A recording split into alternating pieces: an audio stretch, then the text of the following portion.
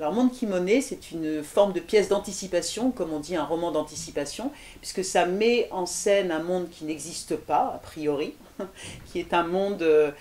séparé en deux par un mur. D'un côté, il y a le monde des pauvres, et de l'autre côté, il y a le monde des riches. Donc c'est un monde qui n'existe pas aujourd'hui.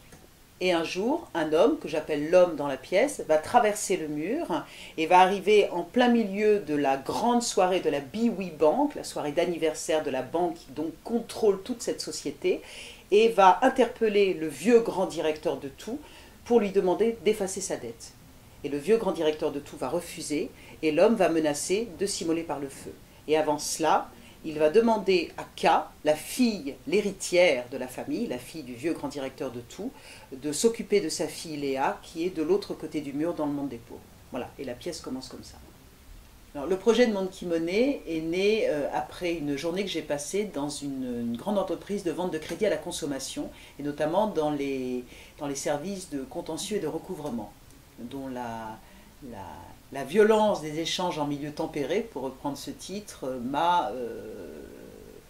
totalement retourné. À partir de là, j'ai fait énormément de recherches sur le capitalisme, sur les grandes entreprises, sur les call centers aussi, sur les open space, sur la crise économique mondiale. Au début, je me suis beaucoup intéressée à tout ce qui concernait évidemment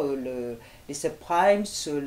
la crise dans laquelle on est plongé à l'heure actuelle, et notamment le monde de la bourse. Une fois que j'ai fait toutes ces recherches, que j'ai eu tout ce matériau en main, la difficulté a été de transformer ça en écriture théâtrale, parce que je ne voulais pas faire un théâtre du réel ou un théâtre documentaire, je voulais qu'il y ait vraiment une fiction, je voulais raconter une histoire avec des personnages et un véritable souffle à l'intérieur. Et la seule manière que j'ai trouvée de rentrer dans cette histoire, ça a été à travers la relecture de grands auteurs du 19e siècle, comme Zola avec La Curée, ou Mirbeau avec Les affaires sont les affaires, ou Balzac, qui traite de ça pratiquement dans toute son œuvre, ou Hugo aussi dans Les Misérables, parce que ce sont des auteurs qui ont su, tout en dépeignant la réalité sociale et politique de leur époque,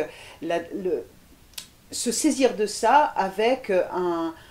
rapport à l'humain qui est un rapport profondément d'amour de l'humain. Et c'est ce qui m'a rouvert la porte de l'écriture à travers cette histoire, et qui m'a permis d'écrire Monde Kimoné, qui est nourri réellement de ce souffle aussi, de ce souffle romantique.